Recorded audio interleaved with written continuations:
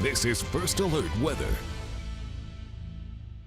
Well, temperatures so far this morning here are in the 70s across much of the region. Looking at Concordia, we're actually at 79 right now, but this warm start to the day is going to lead to temperatures actually probably a little cooler than what we saw yesterday, more so middle to upper 80s instead of that upper 80s to lower 90s sort of threshold. But either way, it's going to still feel pretty similar to the last several days. Low humidity, mostly sunny skies, but as we head towards later this evening into the overnight, we're going to experience some changes that's really going to set the stage for a new pattern that's going to start here at the start of the week on Monday. As you can see, a little bit off to the west of Concordia are those greener colors, a very solid line of those greener colors, which indicate cooler temperatures. Even at this time, things are starting to show themselves to be a bit cooler than expected over in the central and western parts of Kansas, even Nebraska. A cold front on the way, and that's going to help bring down the temperatures quite a bit here and really bring a little bit of rain as well later tonight, and especially into Monday. I'll get to that in a moment, though. Dew points right now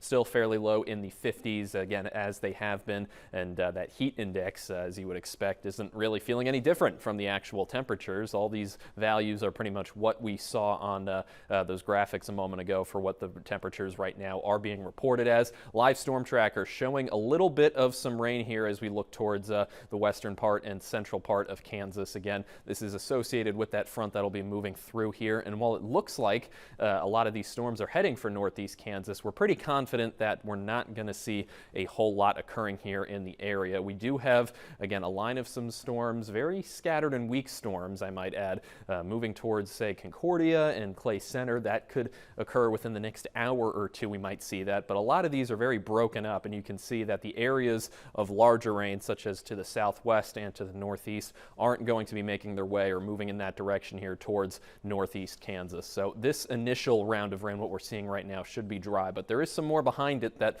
will likely form and will likely impact us later tonight here. We are fairly confident, at least around a 40 to 50% chance we'll see some scattered rainfall tonight and into Monday morning, maybe even as late as Monday afternoon.